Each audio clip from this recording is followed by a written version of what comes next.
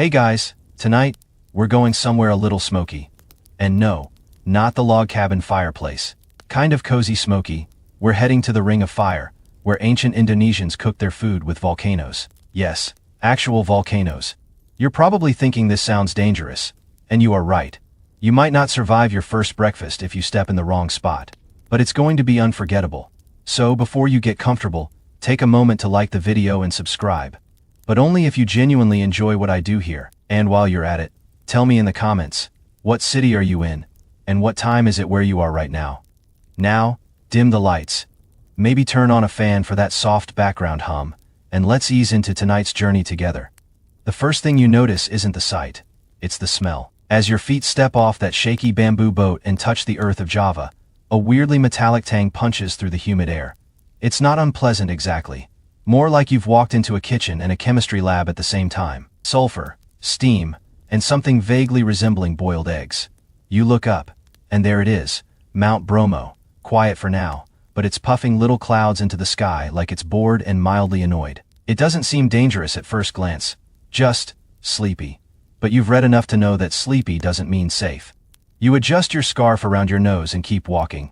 The locals don't seem to mind the constant hiss of escaping gases. In fact, a couple of kids are playing tag near a steaming crack in the ground. Casual. You're here to learn how people ever thought, yeah, let's cook our rice next to that lava thing.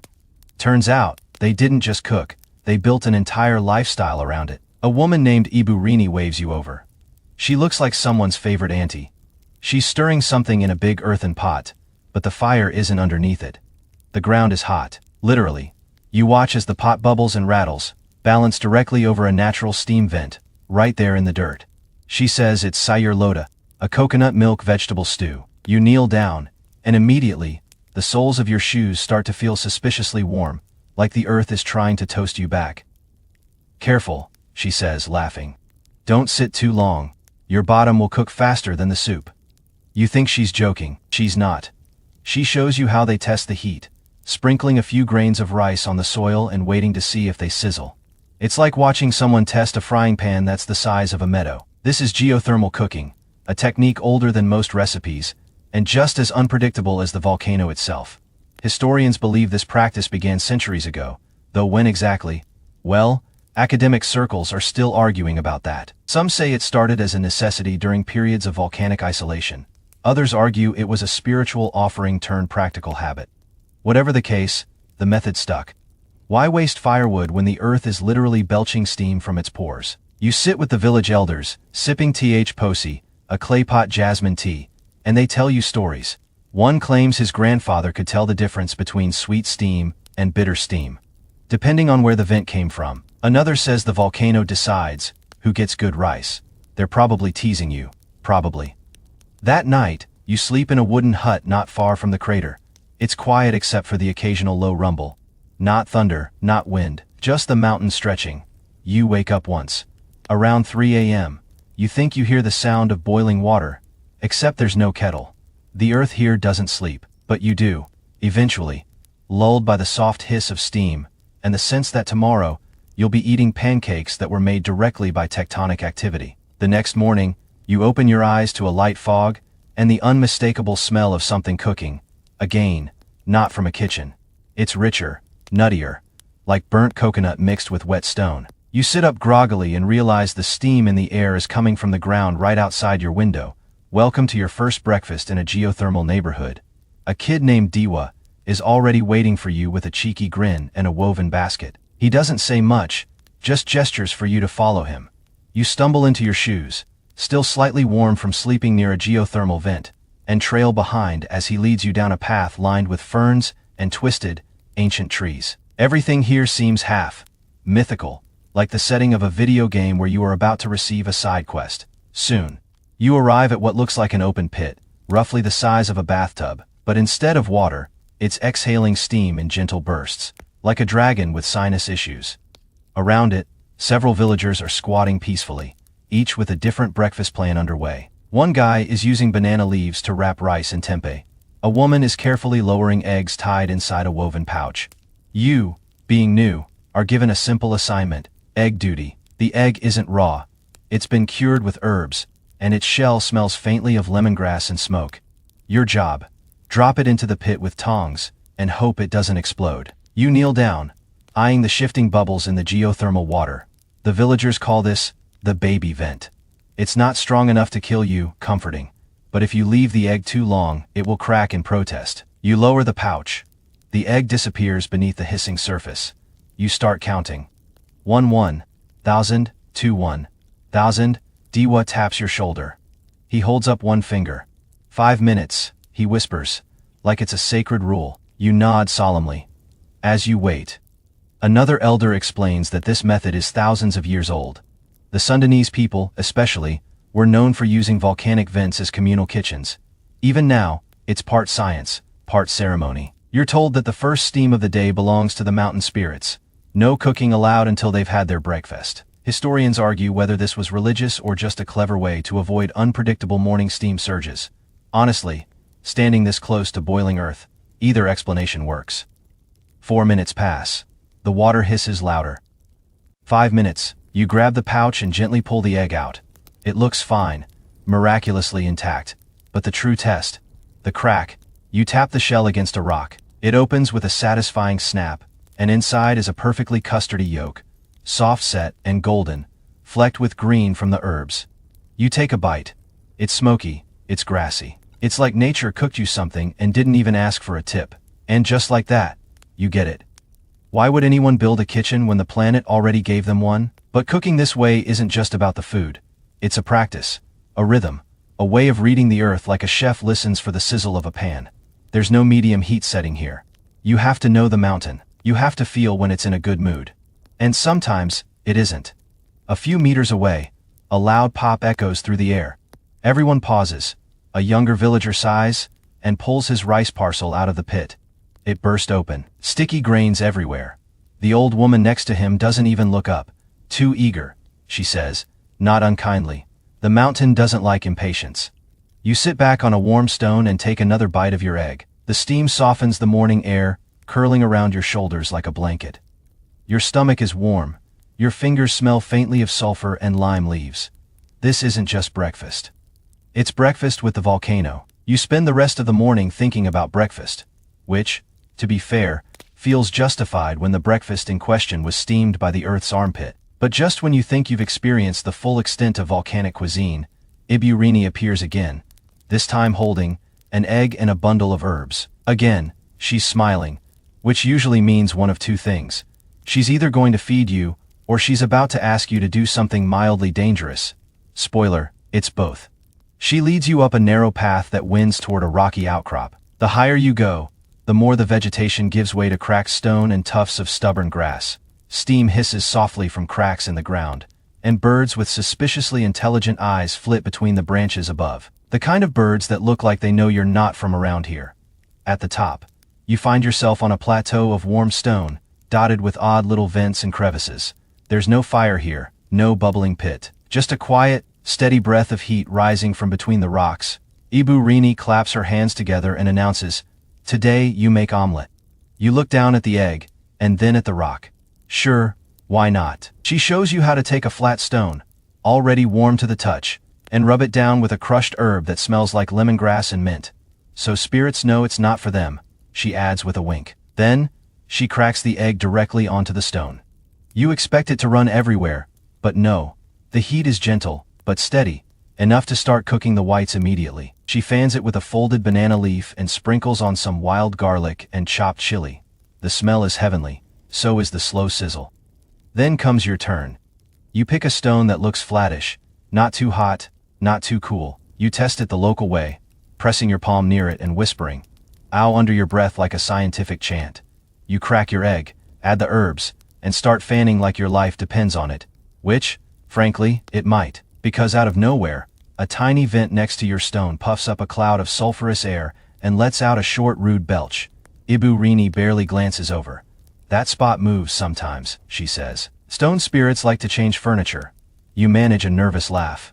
Now, to be clear, there's no scientific consensus on stone spirits, but this region's geothermal zones are notoriously unstable. Academics continue to debate how early communities managed to map out safe zones for cooking without modern equipment. Some suggest it was trial and error, Others argue for oral maps passed down over generations. But most agree, hot stone cooking wasn't just practical, it was a deeply intuitive relationship with the land. The egg is almost ready. The edges are crisping. The center still wobbles like pudding. Ibu Rini slides hers onto a leaf and hands it to you. Then she nods at your own. You take a deep breath, scoop it up with shaking hands, and taste it. You've never had anything like this. The heat from the rock makes the yolk richer, almost nutty. The herbs taste wilder than bought ones.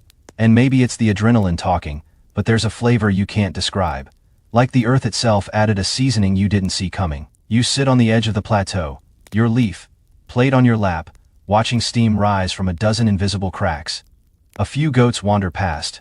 How they aren't completely roasted is beyond you. A local boy tries to balance a pot on a warm rock and fails spectacularly. His mother yells from below, something you don't understand. But tone alone tells you it's the ancient universal dialect of "don't break my good cookware." You smile, because cooking here isn't a chore. It's not even really a recipe. It's a negotiation, with a mountain that sometimes says yes, sometimes says try again, and always leaves room for surprises. You were told it was planting season, but no one mentioned the part where your toes might get lightly boiled. It starts with a simple question from Diwa, your ever-cheerful guide. "Want to see how we grow rice?" Of course, you say yes. You imagine golden terraces, a few water buffalo maybe, some mud between your toes. Picturesque, Instagrammable, but you weren't prepared for this. The rice fields aren't just muddy, they're steaming. Literally, wisps of heat rise from between the rows like the whole place is a hidden spa for vegetables. The earth here isn't just alive, it's hungry, and probably mildly irritated that you've stepped on it with city shoes. You're handed a woven hat, a basket of seed rice, and a look that says, you're about to learn something. They call this zone Sawa Panas, hot field. The soil is fed by geothermal runoff, which makes it incredibly fertile, and a bit unpredictable. You step in and immediately feel the warmth. Not burning, but definitely warm enough to cook a light soup, if you stood still long enough. The villagers move like dancers, heels up, weight shifting, one smooth motion after another.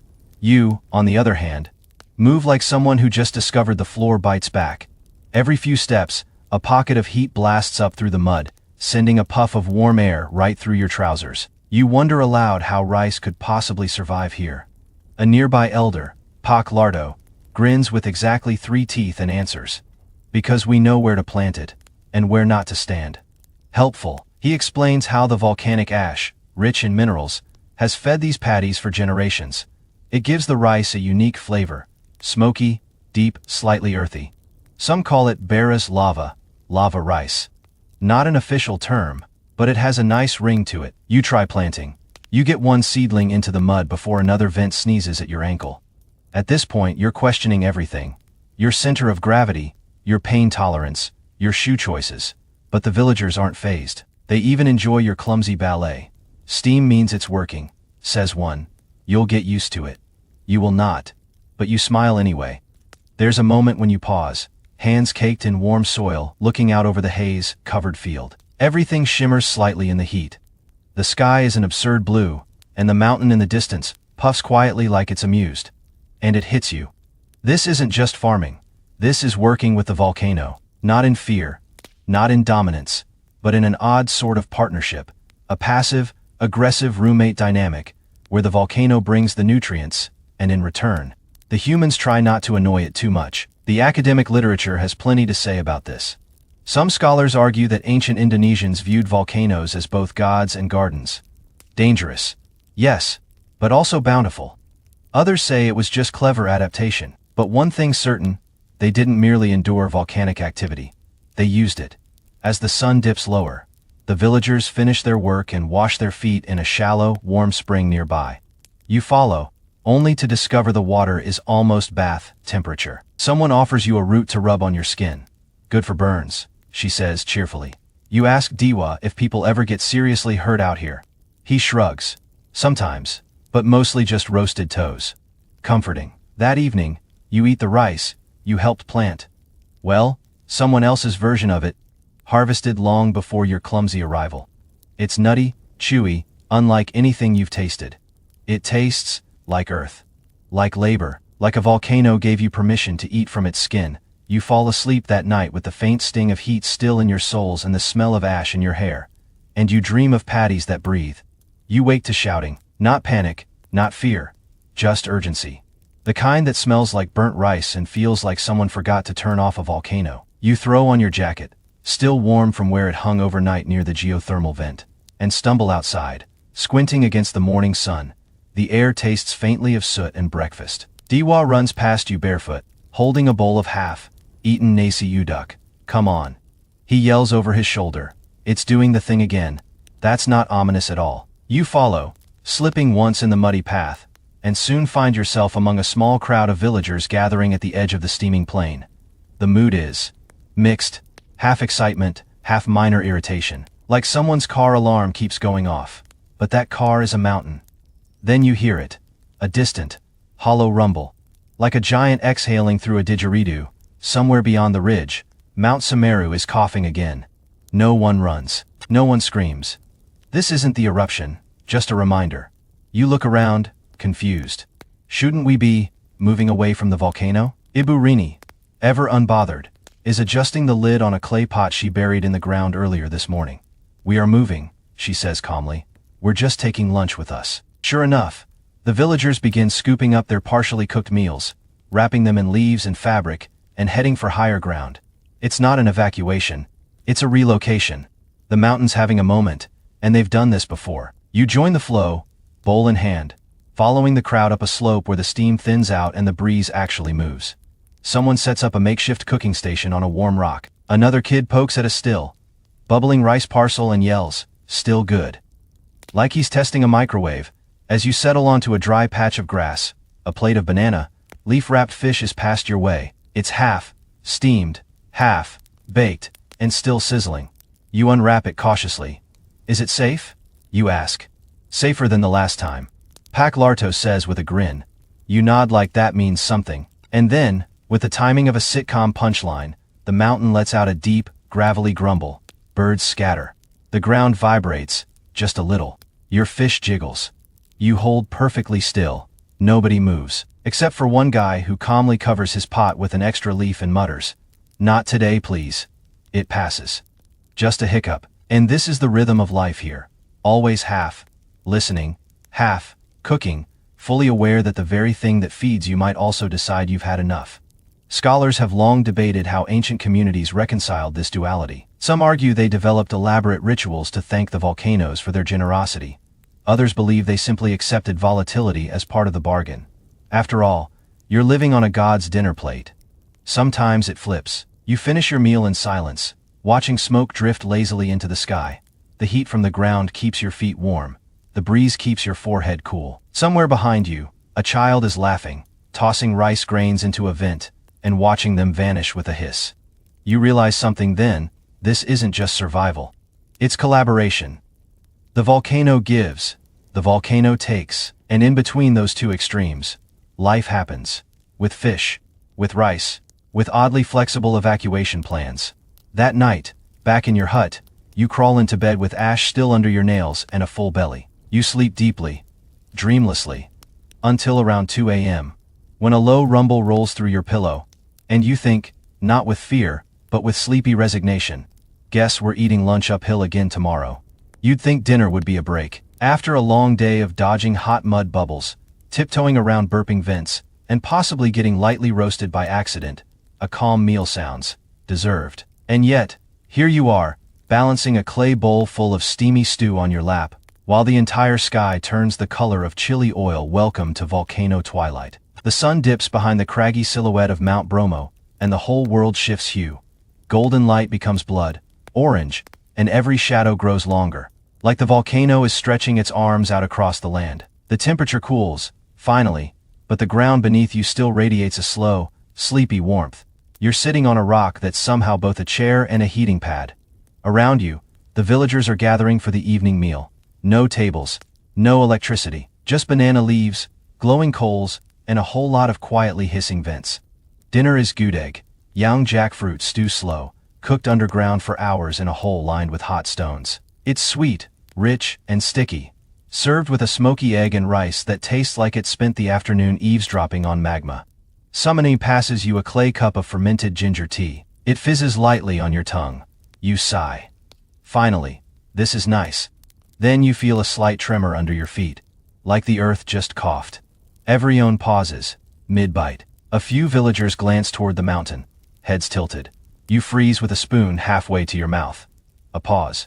A beat. Nothing. Pak Larto exhales and picks up a roasted cassava chunk.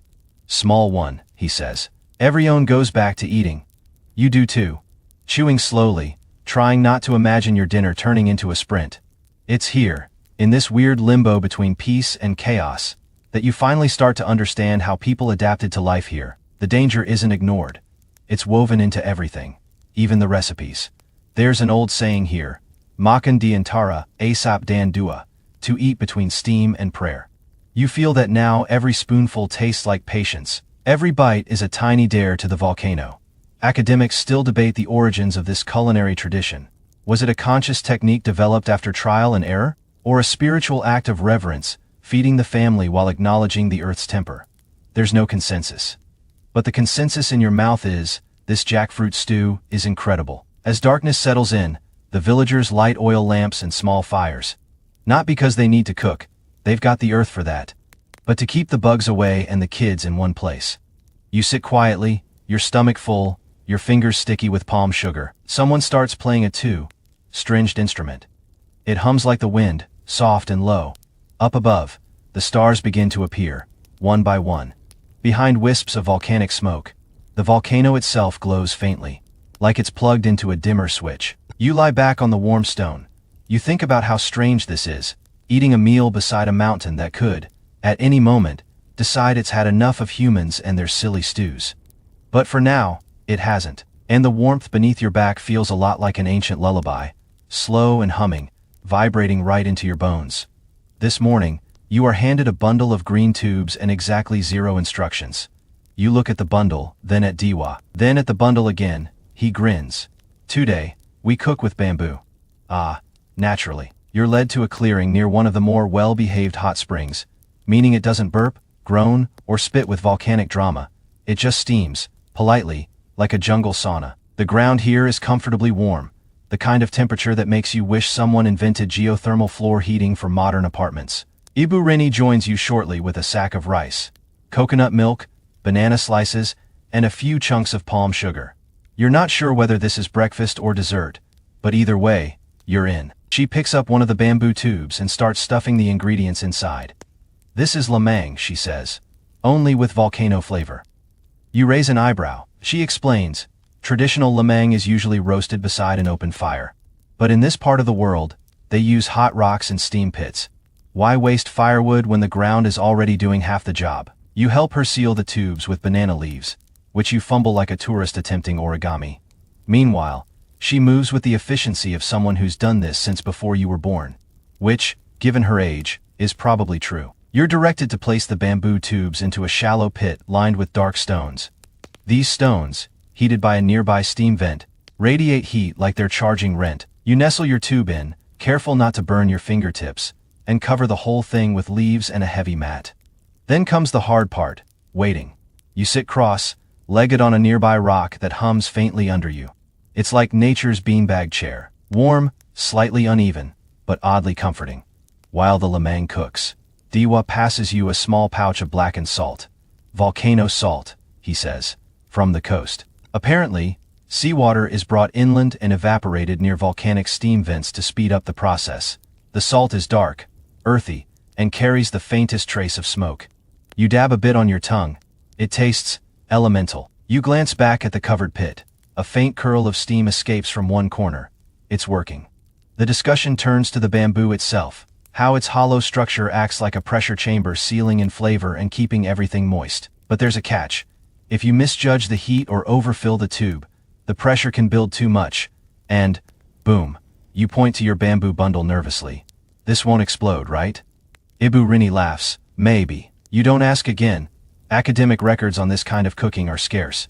Most historical documentation skips over these daily rituals. But oral tradition tells a different story. Of bamboo that hisses before lunch. Of meals that sound like firecrackers, if you get them wrong. One anthropologist called it culinary roulette. Others still debate whether these methods were ritualized or purely practical. Either way, there's nothing quite like watching steam rise from buried bamboo while your lunch sings softly below. Finally, Ibu Rini uncovers the pit. She lifts one of the tubes with a practiced hand and gives it a gentle shake. No rattle. That's a good sign. With a small knife, she slices the bamboo lengthwise. The smell hits you first. Sweet rice, toasted edges, and just a hint of something wild and mineral, like rain on volcanic stone. You take a bite. It's warm, sticky, rich, and somehow, it tastes like it should come from a volcano. Like this meal wouldn't make sense anywhere else. The rest of the day drifts by in slow silence, your belly full and your fingers sticky with palm sugar. A couple of tubes do pop open later, startling a flock of birds. No one seems surprised. Cooking here is part patience, part gamble, part whispered negotiation with the elements. And you're learning to listen. By now, you've learned to expect the unexpected, which is why you're only mildly startled when a hole in the ground starts murmuring at you. It begins innocently enough. You are walking near the edge of the village, following an elder named Mbx3, who promised to show you the singing fields. You imagine birds, maybe frogs. Certainly not. This, she gestures toward a line of shallow vents tucked between some rocks. You lean in. There it is. A low, wet glug, like someone boiling oatmeal in the earth's throat. Steam rises slowly, curling like incense, and every few seconds tea here is a little huff, as if the mountain's trying to clear its sinuses. Mbakshri nods solemnly. That one says the rice is ready. You look at her, then at the vent, then back at her. She's dead serious. Apparently, the villagers believe each geothermal vent has its own voice, and experienced cooks know which one to use based on the sounds they make. Bubbling means the heat is steady. Whistling means it's too hot. Silence, cold vent, useless. You crouch beside one of the bubble talkers while she unwraps a parcel of fish and herbs. She lowers it into the vent with a long pair of wooden tongs, ties a thin rope to the end, and stakes it into the ground. 45 minutes, she says, wiping her hands. Unless the vent says otherwise. You ask, just to clarify. You literally listen to the ground. She nods. Yes, the ground knows when the fish is done. Now, to be clear, the academic community has mixed feelings on this. Some ethnographers see it as poetic metaphor, listening as a way of describing the sensory intuition developed over generations. Others insist that experienced locals can detect subtle changes in pitch and vibration that indicate pressure shifts below the surface. Either way, the fish never burns. As you wait, you tune in. At first, all you hear is ambient jungle noise, birds, wind, the occasional goat complaining about something existential. But then, you hear it. That glug. Soft, rhythmic. The kind of sound that could lull you into a nap if you weren't holding a steaming vent in your peripheral vision. You begin to imagine ancient villagers crouched like this, listening intently. Not just to cook, but to understand. The mountain doesn't speak in words. It sings in pressure, and if you learn the melody, you get dinner. Eventually, MBA Shri pulls up the fish, perfectly cooked. The banana leaf has darkened, its edges crisped by steam. She unwraps it carefully, and lets you take the first bite. It's tender, aromatic, smoky in a way that feels earned, not manufactured like the land itself seasoned it. And that's when a child runs past, gleefully tossing a fistful of uncooked rice into one of the smaller vents. A tiny pop sounds, followed by a puff of white steam. He laughs like he just told a joke only the volcano understands. You ask MBA Shri if that's allowed. She shrugs. The mountain likes games. Some researchers think these playful rituals help younger generations connect with geothermal cooking in a tactile way. Others argue it's just fun. Either way, no one seems too concerned. By sunset, you've eaten 2 meals and listened to at least 6 steam songs. You can almost believe you're starting to hear the difference between them. Almost before bed, you kneel beside the original vent one last time. It's quieter now, settling into its night rhythm. You rest your hand on the warm stone and close your eyes. In the distance, a vent lets out one last sleepy huff. Kind of sounds like a burp. You smile. The mountain has finished its meal too. By now, you've boiled eggs in the earth, baked rice in bamboo tubes, and learned to interpret steam like it's Morse code. So naturally, when Diwa says, "Let's go to the market," you assume it'll be a break from all the geothermal acrobatics. It is not. The Pasar UAP, or steam market, sits right on the edge of a low volcanic field. From a distance, it looks like any other village bazaar. Wooden stalls, woven baskets, shouting aunties, But as you get closer, you notice something strange. Everything is cooking, not just in pots and pans. No, here, steam is everywhere, rising from gaps in the ground, sneaking between wooden planks, puffing politely around sacks of shallots. It's as if the entire market is taking a long, slow exhale. You step past a stall selling volcanic peanuts roasted in hot ash. A few feet later, a woman is steaming dumplings in a bamboo basket, balanced directly on a geothermal vent. No stove, no firewood, just the hiss of ancient energy rising through the floorboards. Someone hands you a skewer of what looks like fish cake. You take a bite. Firm, spicy, slightly sweet, cooked with ground breath, the vendor says proudly. You nod, chewing slowly, partly because it's hot, and partly because you're trying to process that phrase, ground breath. It's poetic, in a terrifying sort of way. Diwa leads you toward the back of the market, where things get a little more experimental. Here, vendors have devised clever contraptions to harness geothermal heat, clay ovens with venting pipes, stone slabs that stay warm all day, even bamboo tubes with holes punched to release steam in little controlled bursts. You watch as a man places thin slices of tempeh on a flat rock and covers them with a curved leaf. Within minutes, the slices begin to curl, crisping at the edges without ever touching a flame. He smiles at your wide eyes. Low and slow, he says. The volcano way. Scholars say markets like this have existed in geothermal regions for centuries. While exact records are scarce, oral histories trace these cooking practices back to at least the Majapahit period. Some even suggest that early traders along the spice route specifically stopped here to sample lava-cooked delicacies. Others, predictably, are still arguing over that. What's clear, though, is that these markets weren't just about buying and selling. They were about showcasing how people used the land, practically, cleverly, and sometimes absurdly. A few stalls over, a teenager demonstrates a homemade lava espresso system. He's channeled steam through a coiled bamboo tube and into a clay coffee pot. You try a sip. It's scalding. It's perfect, and possibly illegal in 3 countries. You begin to notice the rhythm of the market isn't driven by clocks or sun position, but by steam. A vendor yells, "Shift the tofu." As a vent begins puffing harder than usual, another pulls a tray off her stone grill just as a micro vibration rattles the pepper jars. You glance around, no one panics.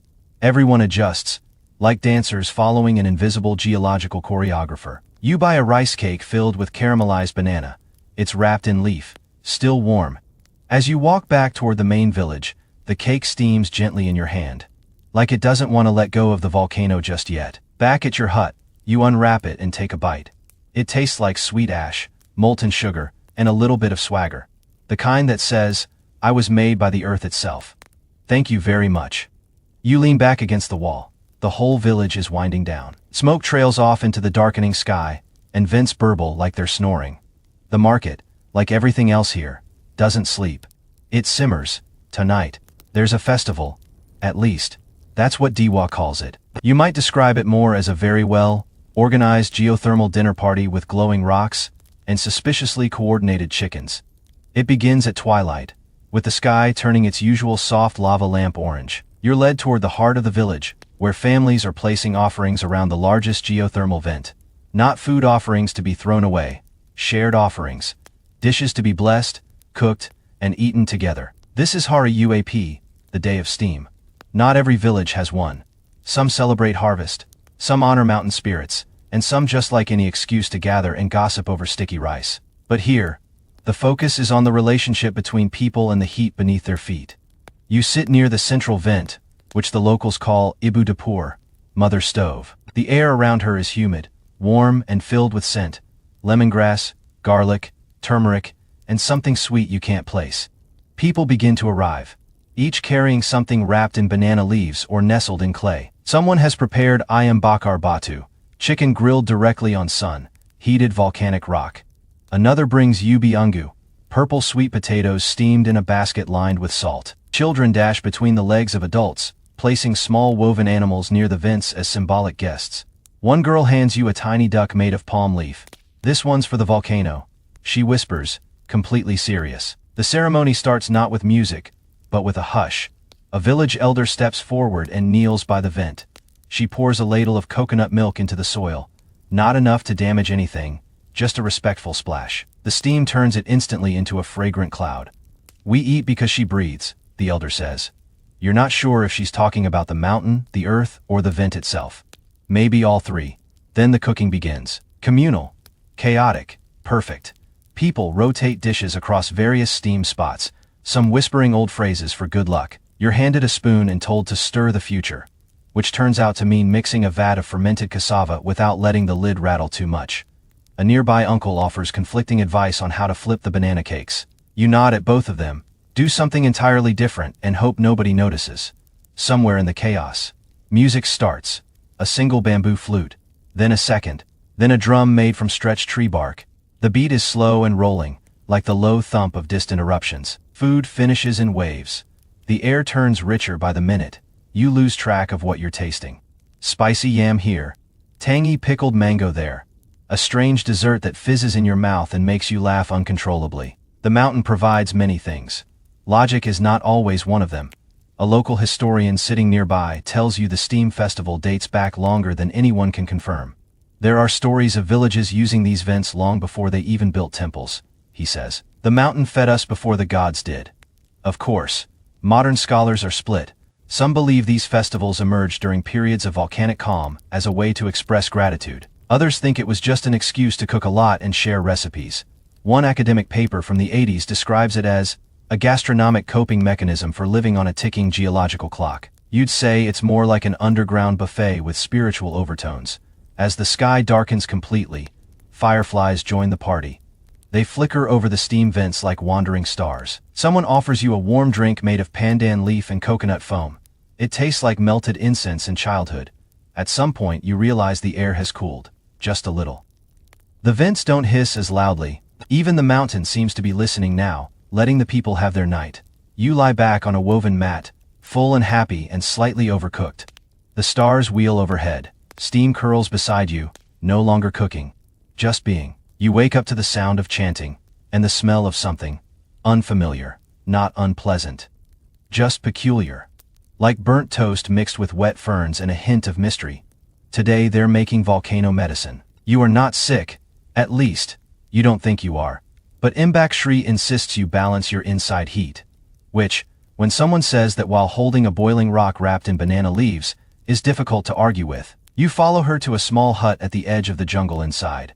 It's dim, fragrant, and full of jars. Jars of bark. Jars of leaves. Jars of what look like small lizards, but might just be aggressively wrinkled ginger. She points to the center of the room. A deep clay pot sits on a slab of stone that is humming. Beneath the slab, there's no fire, no gas, just earth. Hot, steady, dependable. This is Wedang Bumi, earth brew. A tonic made with herbs steamed slowly over geothermal rock for exactly 3 hours. Not a minute more, not a minute less. You ask what's in it. She smiles.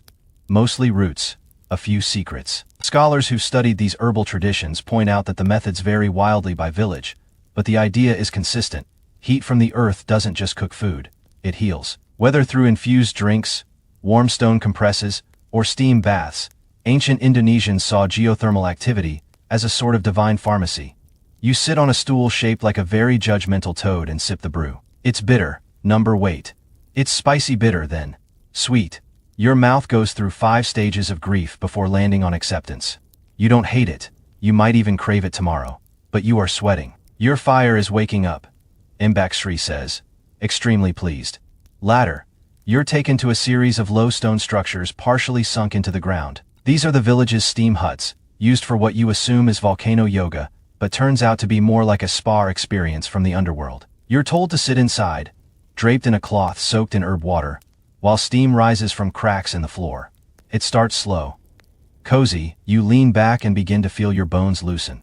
Then it ramps up. It's not unbearable, but it's very clear that the volcano is exfoliating you from the inside out. Every pore in your body screams. Somewhere in the corner, a grandma hums a lullaby and pours more water over a vent. You realize, you might be hallucinating. And then, just as suddenly as it began, the heat softens, the steam thins. You feel incredible. Your skin glows. Your brain hums. Your nose is somehow clearer than it's ever been. Even your past mistakes feel more forgivable. Outside, you drink coconut water laced with turmeric and tamarind. A small child pats your arm and says something you don't understand. but the tone suggests you've survived a rite of passage. Academic debates about these geothermal healing practices are, predictably, still ongoing. Some claim it's pseudoscience. Others argue that the blend of herbal pharmacology and gentle, steady heat created ideal conditions for natural therapies long before modern medicine arrived. You say, try sweating through your soul in a stone hut, and then tell me it's not real. That night, you sit by the main vent with your feet planted firmly on the warm ground. You close your eyes and try to feel it, that quiet pulse beneath everything. You think maybe, just maybe, your inside fire is learning to breathe. You've eaten volcano rice, sipped earth broth, and steamed your soul clean. Naturally, the next logical step is laundry. Yes, laundry. You follow a group of women down a winding path early in the morning, baskets balanced on hips and laughter already filling the air. You assume they're headed for the river. They are not. They're headed for a hot spring that washes your clothes for you. Technically, you still have to do the scrubbing, but the water is naturally warm, and the minerals help loosen grime. It's geothermal dry cleaning, minus the dry. The spring itself is modest, a shallow basin edged with black stones and flanked by bamboo racks for drying. Steam curls lazily upward. The women get to work with a rhythm that feels ancient. Dip, scrub, slap, rinse, a soapy symphony. You try to join in, dunking your very volcano scented shirt into the water. It's shockingly warm, like dipping fabric into a gentle tea. Your hands soften instantly. Your shirt begins to smell less like adventure and more like citrus leaf soap. A girl named Tia points to a smaller pool bubbling just beside the main spring. That one's for stubborn stains. You blink. It looks like it might cook my socks. She shrugs. Only a little. The small pool is almost comical in its dedication to heat. It bubbles like a mischievous soup pot. You dip a sock in. Cautiously, it sizzles. You pull it out. The stain is gone, so is half the elastic. You glance around, no one seems to mind. Apparently, losing a few socks to geothermal enthusiasm is just part of the deal. Scholars have noted that hot spring laundry wasn't unique to this village. Across Indonesia, from Sulawesi to Flores, communities with geothermal access adapted the springs for hygiene tasks, bathing, soaking fabrics, even softening palm fibers before weaving. What made this village unique, though, was the social aspect. Here, laundry isn't a chore, it's a gathering, a gossip circle, a therapy session wrapped in steam and coconut suds. You listen as stories fly back and forth. Who's growing what? Who's marrying whom? Who accidentally boiled their husband's favorite shirt last week? Laughter is constant, so is teasing. You realize you're being teased too. Something about your scrubbing style, Tia, mimics your exaggerated movements. The way your arms flail like you're conducting a soap opera. Everyone laughs. You bow dramatically. It's an art. One woman winks. A performance piece. When the clothes are clean, they're spread on bamboo racks over warm stone slabs to dry. No need for sun. The earth handles that too. In under an hour, your shirt is warm, dry, and smells faintly of ginger and pride. A small boy runs by, drops a pair of underpants into the stubborn stain pool, and watches them bob like dumplings. You don't ask questions, you just accept it. Before leaving, the women rub their hands with a paste made from crushed tamarind and clay. For softness, Tia says, and protection. You rub some on too. Your fingers feel like they've gone through a 5-star spa. Your laundry has never looked this satisfied. That night, you pull on your freshly cleaned shirt. It feels different. Not just clean, earned, like your clothes are part of the journey now. Like they've made peace with the mountain too. And just as you drift off to sleep, you hear it. The soft hiss of steam from somewhere outside your hut. It's not ominous. It's not loud. It's just the volcano doing what it does, breathing through the laundry line. You're starting to understand that in this village, anything can be improved with just a little volcanic heat. So when Diwa announces, "Today we make snacks," you don't even flinch. He leads you to a shaded clearing behind the main huts. There's no table, no stove, just a few stone slabs, a stack of banana leaves, and a basket full of palm sugar and grated coconut. You sit down cross-legged like it's a cooking class. It kind of is. Your task, help make kleppen. Little green rice balls filled with melted palm sugar, rolled in coconut flakes, and, of course, steamed using the earth's warm breath. First, you knead sticky green dough, made with glutinous rice flour and colored using pandan leaves. Your hands are covered in flour, and the dough is determined to glue itself to your fingerprints. Diwa watches your technique and politely does not laugh when your first few attempts look more like green potatoes than spheres. Inside each dough ball, you press a nugget of dark crumbling sugar. Seal it, roll it, then place it into a leaf-lined bamboo basket that fits perfectly over a small steam vent. Steam curls up gently through the basket's base. The balls bounce slightly as the pressure builds. It's like a hot tub for dessert. You sit back and wait, soaking up the sweet scent that begins to rise. Sugar, leaf, earth. Do they ever burst? You ask. Diwa nods. If you seal them wrong, then the sugar explodes. Comforting. Across the clearing, some children are trying to make their own versions, misshapen, chaotic, with far too much filling. One child bites into his early and yelps. Steam jets from the side like a sugar geyser. Everyone laughs. No one is burned. Just humbled. That's part of the game here. In the distance, an old woman sings softly. She's crushing peanuts in a stone mortar. You can't quite make out the tune, but it fits. The tempo of small hands shaping small food. The rhythm of a volcano snack day. Academics sometimes brush past these rituals, focusing more on farming and trade, but snack culture in ancient Indonesian communities was far from trivial. These bites weren't just fuel. They were memory, comfort, even ceremony. Some klepon recipes were only made for weddings. Others, for honoring the steam spirits. Yes, you heard that right. Steam spirits. You ask Diwa if that's still a thing. He shrugs. Depends who you ask. My grandma says every vent has a mood. Feed the happy ones, avoid the cranky ones. You point at the vent beneath your basket. What's this one? He grins. Hungry. Eventually, the klepon are ready. Carefully, you lift the basket lid inside. Perfect green globes glistening from the moist heat. You roll them gently in shredded coconut, hands still sticky with sugar and pride. Your first bite is risky. You've been warned about sugar explosions, but it's worth it. The rice is chewy, warm. The sugar inside bursts gently on your tongue, syrupy and sweet, and the coconut adds that final whisper of texture, soft and earthy. It tastes like a secret. A gooey, green, edible secret whispered by the volcano. Later that afternoon, someone brings over a different kind of snack. Sarabi, tiny pancake, like treats made from rice flour and cooked on flat stones heated by vents.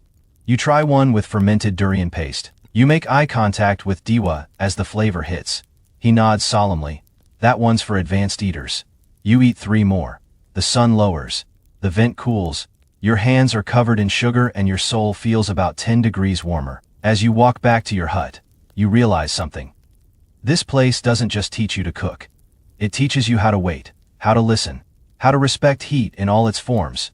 Dangerous, generous, and sometimes just hungry for dessert. You were warned about the goats, not in a sinister way, more like, don't leave your shoes outside if you value them, followed by knowing nods from every single villager. You assumed this was just quirky rural advice. Then you met the goats. They're not wild, exactly, but they answer to no one, except, apparently, the volcano. You first spot them gathered around a warm stone platform near the edge of the village, not for grazing, not for mischief, for napping. Yes, these goats have claimed the vent, heated rocks as their personal spa. They lounge, legs tucked, eyes half closed, emitting the exact energy of retired emperors on a slow Tuesday. Do they belong to anyone? You ask. Pak Larto snorts. They belong to themselves. Turns out, these geothermal rocks are a local secret, not just for people, but for livestock too. Goats will fight, for a prime spot on a stone that's just the right temperature. They somehow know where the heat is soft, where it's steady, and where it's too much, which they avoid with the precision of trained volcanologists. Don't try to move one. Diwa adds, you won't win. And you don't. You try. Just once. The goat looks at you. Just looks, and you back away slowly with a new respect for horned wisdom. But the goat stones are just the beginning. Further uphill, near a field of taro and turmeric, you find chicken warmers. Smaller geothermal stones used to incubate eggs. No wires, no lamps. Just controlled earth heat, monitored by careful hands, and occasionally, disgruntled hens. A woman named Sinta shows you how she places the eggs, rotating them gently every few hours. She uses a system of small cloth wraps and leaf padding to control the temperature. You ask how she knows it's warm enough. She raises an eyebrow. The egg tells you. Scholars would frame this differently. Traditional knowledge developed over generations through observation, experimentation, and adaptation. But here, it's simpler. You watch, you listen, you adjust. Like cooking, like surviving. Cinta offers you a warm egg to hold. It's not ready yet. Still weeks to go, but the shell feels alive. You tuck it gently back into the nest, half expecting it to sigh with relief. In another corner of the village, a man is steaming banana peels for his pigs. Softens them, he says. Also makes the pigs feel fancy. You chuckle, he doesn't. Some historians believe geothermal heat was once used as a primitive veterinary tool, reducing swelling, treating infections with mineral-rich steam, even calming anxious animals. Others say that's romanticizing, that it's just convenient. You say, maybe it's both. Back at your hut, one of the lounging goats has moved onto your porch. He looks comfortable.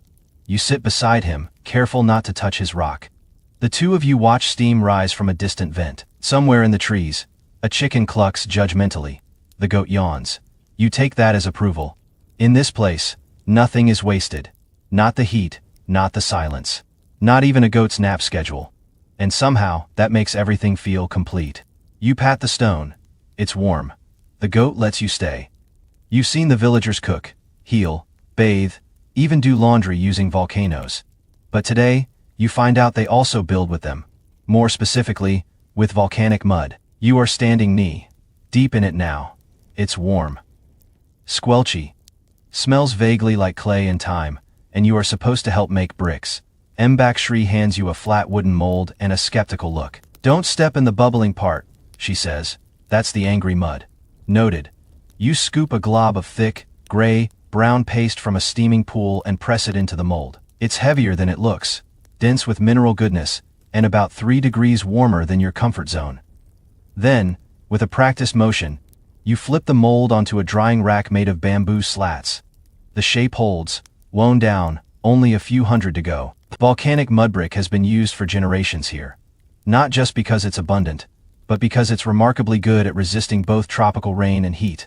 The high mineral content makes the brick strong, breathable, and naturally insulating. Some villagers say it even keeps the spirits out, though no one can agree if that's a good or bad thing. You try a second brick.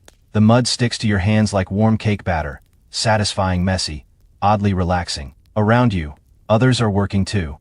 Some shape decorative tiles, pressing carved wooden stamps into soft mud. Others lay finished bricks in the sun to dry, turning them every few hours like sunbathing cats. The drying field is a work of art, rows and rows of earthen squares, slowly hardening under a pale blue sky. Steam rises around them in thin ribbons, keeping everything warm even when clouds drift in. You know the palace in the old city? Diwa asks, wandering over. You nod. Same mud. It's not just functional, it's legacy. Some archaeologists believe the use of volcanic materials in construction goes back thousands of years. Temples, granaries, even underground storage pits were lined with this same kind of geothermal clay. Its thermal properties helped regulate temperature and preserve food. Others argue that while mud brick was common, the geothermal drying method was highly localized and adapted only where specific vent conditions allowed. You look around.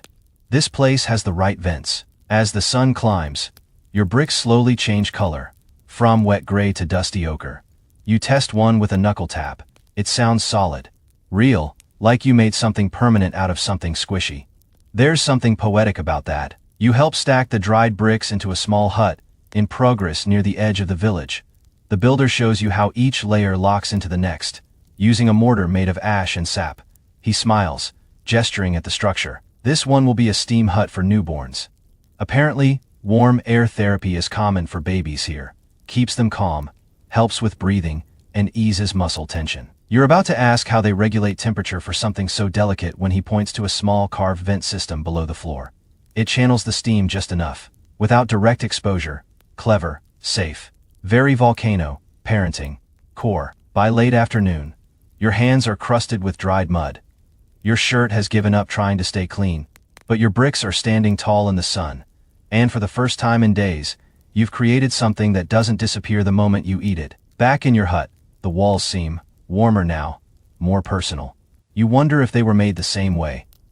You press your palm against the clay. It hums faintly with the heat of the earth, like it remembers being soft. And just before you drift off, you think, maybe the mountain isn't just a stove. Maybe it's a sculptor too, if you had to guess. You'd say this village has a quiet obsession with eggs, not the scrambled kind, not even the klepin, exploding kind. Today, it's volcano salt eggs. You are handed one right after breakfast. A smooth, pale egg that's been buried in ash and salt and geothermal heat for what you're told is a very specific number of days. How many, you ask? Diwa shrugs. Enough. Helpful. The egg smells faintly smoky, but in a comforting, campfire, after, rain kind of way. When you crack it open, the yolk is creamy, almost jammy, and tinted with the faintest hue of gold. It tastes earthy, complex, salty in the way the ocean is, but deeper, like salt that's lived through things. You're not surprised to learn this is one of the village's oldest preserved foods. The process is strangely beautiful. First, the eggs are gently rubbed with a paste made from volcanic ash and salt water collected from distant coastal trade routes. Then they're buried in heated soil pockets lined with porous rock, natural incubators, monitored carefully for both heat and mood. Yes, mood. One of the aunties tells you not to disturb the salt pits during a full moon. The mountain gets fussy, she says, as if the earth might season your eggs out of spite. You nod solemnly, you believe her. Historical records around this process are fuzzy. Some anthropologists believe it evolved as a way to preserve protein in high heat, low refrigeration zones. Others think the technique had ritual roots, used only during drought seasons or offerings. What's clear is that no one here is guessing anymore. They know what they're doing. Even if they pretend they don't, you're invited to help make a fresh batch. The ash is soft and oddly cold to the touch, until it's heated by the vent system beneath. Then it becomes a silky, slow, roasting blanket. The salt comes in heavy clay jars. It's blackened and grainy, gathered from seaweed, rich tidal pools and dried using hot stone slabs. Some locals claim it tastes like the breath of the sea god. You try a grain. They're not wrong. Once the eggs are coated, they're nestled into the ground with the same reverence you might give something sacred. A few are marked with small colored strings to note the intended recipient. Green for elders, red for ceremonies, yellow for you. You get the test batch. Someone teases. You pretend not to be nervous. Nearby, a boy sings a quiet tune as he seals up the last row of eggs. It's not for fun. You're told it's to keep the eggs calm. You don't press further.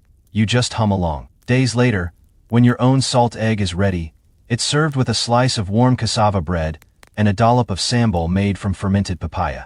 It's strangely elegant, like an amuse-bouche that wandered out of a high-end kitchen and got blessed by a volcano on the way.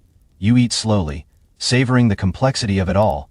This place doesn't rush food, it honors it, even an egg. Back in your hut, you jot down notes in the little booklet you've started keeping. Not that you think you'll ever recreate any of this, but somehow, the act of recording it makes it feel more real. Outside, someone's unearthing the next batch. A faint hiss of steam rises into the twilight. And you realize, this entire village runs on a quiet, shared truth. Heat is not just survival, it's intention. By now, you've adapted to a lot.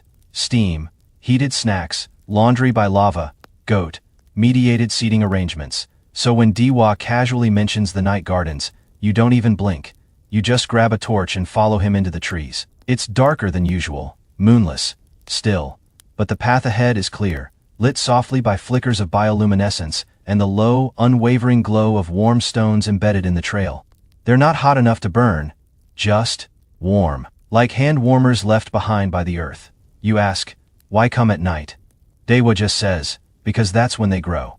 You walk in silence for a bit, until the trees open up into a wide clearing, and then you see it. Rows of carefully planted vegetables, leafy greens, tubers, wild ginger, spread across a gentle slope laced with glowing veins of steam. Some vents puff lightly between the rows, while others are capped with half-buried jars or stone mounds. The air smells like damp earth and lemongrass. It's a garden heated from below. Mbakshri joins you, pointing to a patch of eggplants near one of the larger vents. That's the fast bed. She says, things grow too, sometimes 3 times quicker here. You crouch to look closer. The soil is soft and loamy, warm to the touch. Not hot, but cozy. Perfect for root vegetables. Some plants are blooming out of season. Others look unusually smug, like they know they've hacked the growing game.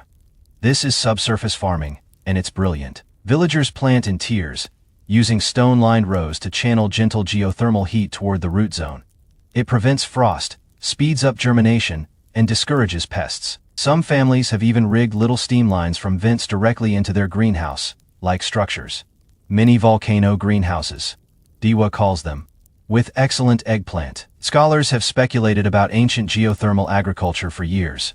Some argue these systems evolved naturally in volcanic regions, without formal design. Others suggest deliberate engineering, small-scale thermal farming long before the term existed. And yet, these gardens remain poorly documented in mainstream studies.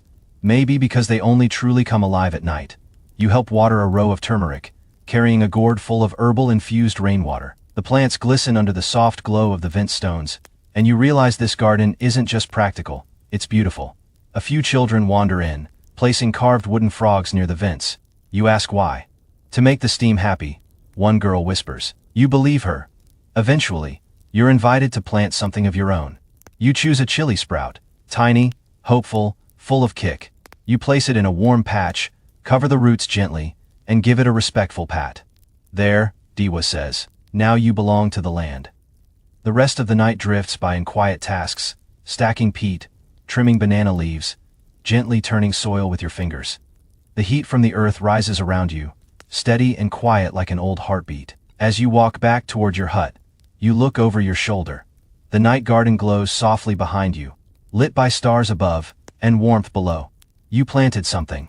You let the mountain hold it.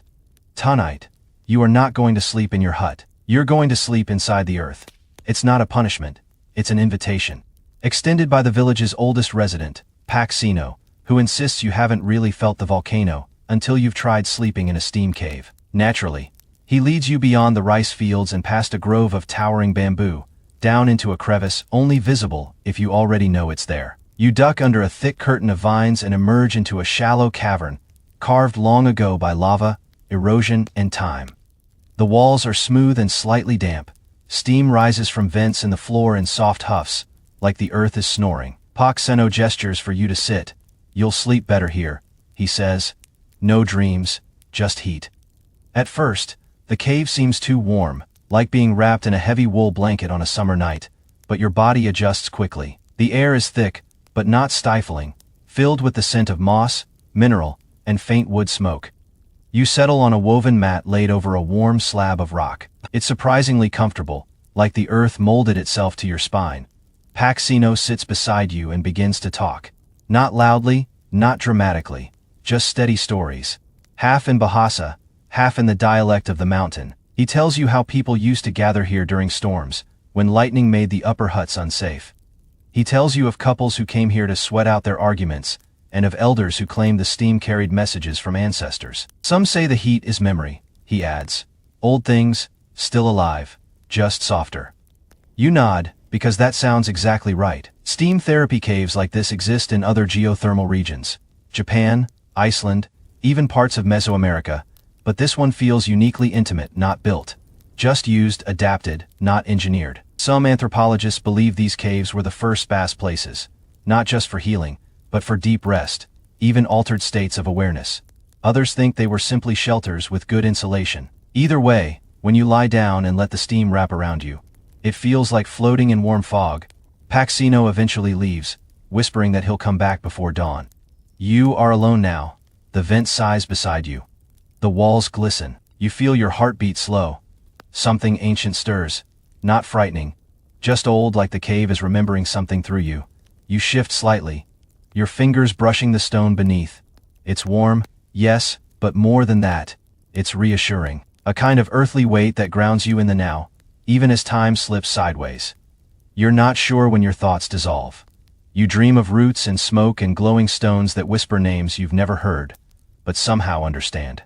You dream of warmth. You wake up just before sunrise. Paxino is there, holding a clay cup of something bitter and bracing. You drink it without asking. You slept well, he says. You nod. Better than well. You feel reassembled. Back in the village, morning steam rises from the rice pots. Roosters yell at clouds. Life resumes. But the cave stays with you, quiet. Beneath everything, still breathing. At this point, you've stopped asking, what next? Because every time you do, the volcano answers with something stranger, warmer, or somehow even cozier. Today, it's music. Specifically, lava, tuned instruments. Dewa meets you with a grin and a bundle of odd-shaped flutes, drums, and what looks suspiciously like a giant xylophone made of dark, glossy stone. "We're going to the echo pit," he says. You expect a concert hall. You get a crater. A shallow dip in the earth, rimmed with stone benches, and streaked with faint steam vents. The acoustics are unreal. Soft sounds travel far. Sharp ones bounce like birds. Even your footsteps have a rhythm here. You're handed an instrument. A long bamboo flute. Its base charred black. It's warm, always warm. Not from the sun, but from the steam that quietly seeps through the holes in the rock. "This flute lives here," Dewa says. "It breathes with the vent." You try a note. It's breathy, delicate, and eerily perfect. Then the others begin to play. A low drum, stretched tight with bark and skin, pulsing like a second heartbeat. Stone chimes strike notes that seem too pure to be accidental. You hear a woman singing, her voice weaving around the instruments like smoke around a tree. You're not sure if you're joining the song or the song is joining you. These aren't just performances, they're offerings. Each piece is played at a specific vent, tuned and shaped by generations who believed the earth had a favorite sound. Some say music soothed the volcano, like lullabies for a restless elder. Others claim it was a way to mark time, emotion, or the turning of seasons. Scholars debate whether these songs had practical roles, ritual calendars, warning systems, agricultural cues. Some dismiss it all as myth. But right now, in this crater, you know one thing: it feels real. Dewa tells you about an old story. A man who carved a flute from bamboo grown directly over a heat fissure. When he played it, the volcano stopped rumbling. For 7 days straight. The villagers gave him a new hut, a wife, and endless bananas. Naturally, you try your flute again, no volcano response, but a small lizard bobs its head in approval.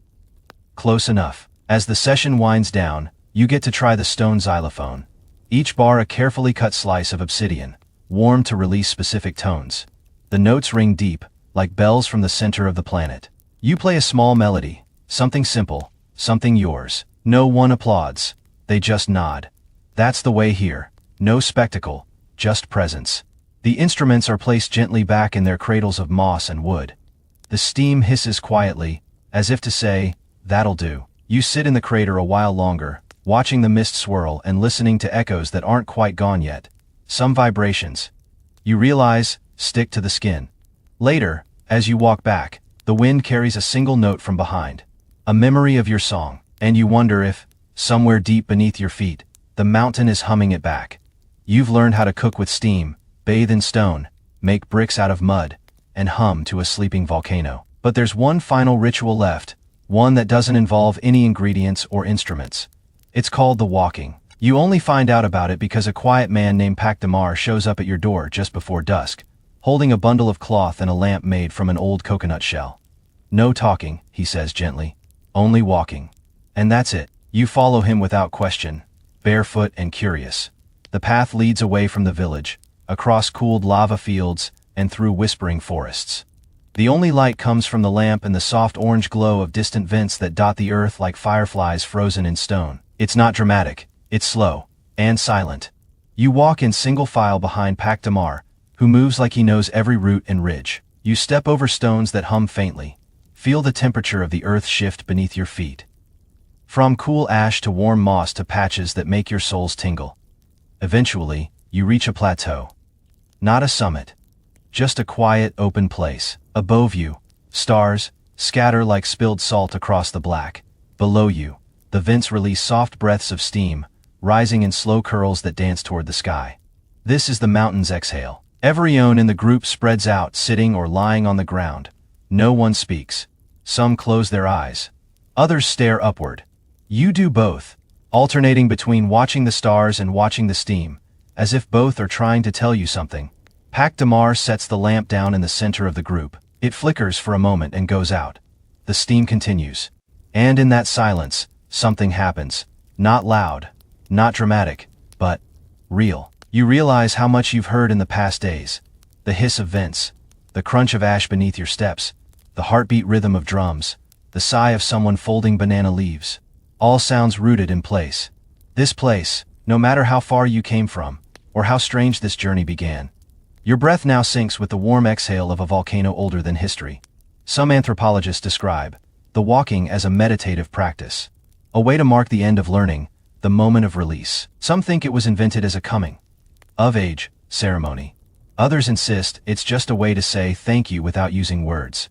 You think maybe it's all of those things. Eventually, Pac Damar rises. No words. Just a small nod. Ivrion follows. Slowly, you walk back the way you came, but something feels different. The path is warmer, or maybe it's you. Back in your hut, you lie down one last time. The vent in the corner hisses softly, your body still carries the rhythm of the walking, the slow beat of foot on earth, of air on skin, of silence between breaths. And as your eyes close, you think, the volcano never shouted to be heard, it whispered. And you listened. The mountain is quiet now, not asleep, but at rest, breathing slow, steady, like it always has, long before you came and long after you leave.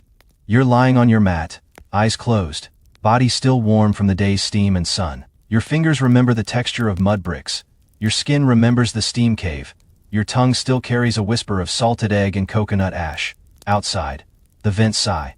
The trees hush their leaves. Even the goats seem softer now, tucked into the earth like folded dreams.